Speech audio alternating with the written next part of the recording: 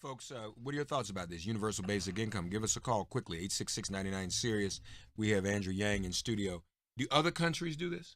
Yeah, if you look at it, you don't even need to look abroad. There's one state that's been doing this for 37 years, where it's wildly popular, was passed by a Republican governor, and everyone in the state of Alaska right now is getting $1,000 to $2,000 a year, no questions asked, from the petroleum dividend. So if you're a family of four, you're getting maybe $8,000, and it's wildly popular, has created thousands of jobs, has improved children's health, has decreased income inequality, and again, this was passed in a deep red state, where in the early 80s, the Republican governor went to the people of Alaska and said, hey guys, a lot of oil in the ground. Who would you rather get the money, the government or you? And then the people of Alaska said, us, please. And he said, I thought you'd say that. And then the money started going out, and now no one can touch it. It's been wildly popular for decades. So, Wow. yeah. And so if you dig into it, you realize what is the oil of the 21st century? And I'm here to say technology, artificial intelligence, robotics, self-driving cars and trucks, that's the oil of the 21st century. We can do for all Americans what we're already doing in Alaska. Yeah. That's fascinating. And then one state has had a dividend for 37 years where everyone in that state gets between $1,000 and $2,000 a year, no questions asked. What state is that? That's Alaska. Really? Yeah, you go to Alaska right now, you live there for a year, and everyone in your family gets between $1,000 and $2,000 a year from the petroleum dividend. It was passed 37 years ago by a Republican governor, and Alaska's a deep red state. This Republican governor shows up, 1982, and he's like, hey, there's a lot of oil money. Who would you rather get it? The government who's just going to screw it up, or you, the Alaskan people? And then the Alaskans said, us, please. And he's like, I thought you'd say that. And so then he passed his dividend, and now it's wildly popular, has created thousands of jobs, has improved children's health, has a decreased income inequality. And what I'm going around the country saying is, look, what Alaska is doing with oil money, we can do for the entire country with technology money. Now, when you're talking about universal basic income, there's two questions that come up. How much money and where is it coming from? Yeah. So first, I want to say that if you look at the heritage of universal basic income, it's a deeply American idea where Thomas Paine was for it at the founding of the country. And then Martin Luther King was for it. Milton Friedman, the godfather of conservative economists, was for it. And one state has had it in effect for 37 years, where everyone in that state gets between $1,000 and $2,000 a year, no questions asked. That's Alaska? Yeah, it's Alaska, and they fund it with oil money. And what I'm going around telling people is that technology is the oil of the 21st century. So I know you spoke to another guest about, hey, how do you get, let's say, approximately $3 trillion a year to fund universal basic income? And the great thing is that the first thing is it's not actually $3 trillion. And the reason why it's not $3 trillion is that if you look at what we're currently doing, we're spending about $1.5 trillion right now on 126 welfare programs and Social Security. And so if you show up to someone's door and say, hey, here's a dividend of $1,000 a month, but if you're already getting more than $1,000 in stuff, we're not just going to stack it on top. We're just going to say you're guaranteed $1,000. So the first thing is I would disagree with the characterization of a dividend as an entitlement program. And there's one state that's had a dividend for 37 years, and that state is Alaska, which is deep red. It was passed by a Republican governor. And he said, look, who would you rather get the money?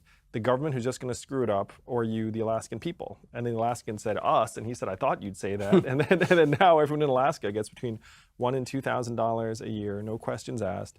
It's created thousands of jobs, it's improved children's health and nutrition. It's decreased income inequality. And here's the kicker. It's wildly popular in a deep red state that hates taxes, because they see it's like, this is one of the few things the government gets right. Like, I actually get this dividend. It's great.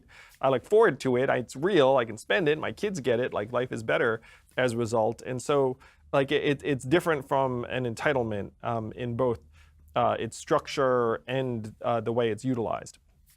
So that's big picture number one.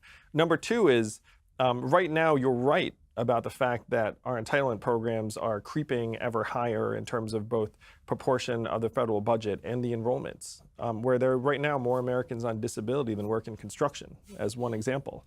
And these trends are not going to abate, they're actually going to accelerate.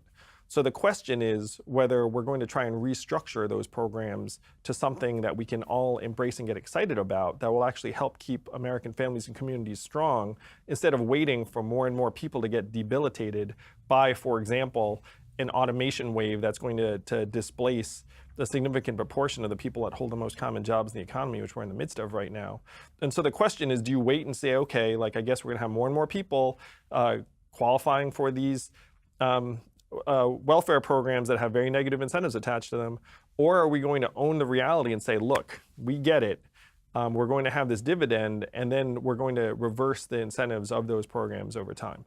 Now, to your question about like whether there's a logical limit, the reason why $1,000 a month is so magical is that it's enough to make a huge difference in the lives of individuals and families. It's going to help children's health and graduation rates and mental health, and kids will have a real chance to learn.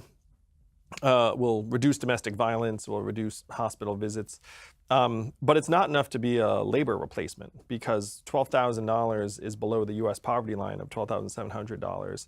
And so people are still going to have to work to prosper and have a life that anyone's going to be excited about.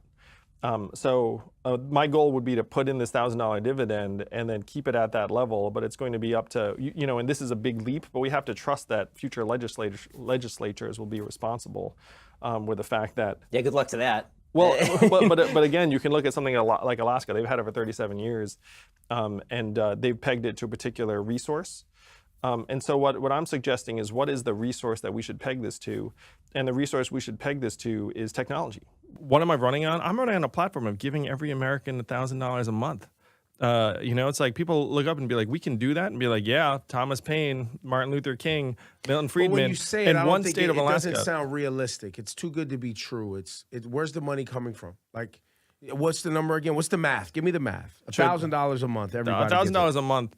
Headline cost is about $3 trillion a year. $3 trillion. Where's that come from? Yeah, but then you look at it. Our current spending on income support programs is about $1.5 trillion, and so that's welfare, income support. Is that what you mean? Yeah, and so it substitutes out, not entirely, but it reduces the headline cost from $3 trillion to $1.8 trillion, and then you have this $1.8 trillion. You get $800 billion from the value-added tax that falls most heavily on the Amazons and Googles and Facebooks of the world. companies. So then you're at $1 trillion. You get $400 billion from all the economic growth from putting $1,000 a month into our hands that we spend, and it circulates the economy. You end up generating a lot of new $4 tax billion revenue. will take time because it'll have to start. Oh yeah, you probably have like the government will have to front the cost. Yeah, you front the cost for like a year, but the economic growth happens pretty quickly because the money goes right into the economy. And 78% of Americans are living paycheck to paycheck. 57% can't afford an unexpected $500 bill. So the money's going to get spent. This money's like going to go right back into bills and car repairs. Oh, but they're going to waste it, else. Andrew. They're not going to know what to do with it. They're going to buy drugs. They're just going to run around here and be frivolous. Don't you know what you're doing? You're making America lazy again. Well, the beautiful thing is it's our money. Like, we're the owners and shareholders of this country, and we need to make the economy work for us as fast as possible. Because, again, we're in a race we can't win. If we continue just to see ourselves as inputs into the giant capital efficiency machine, we lose on an historic level, and you can already see it.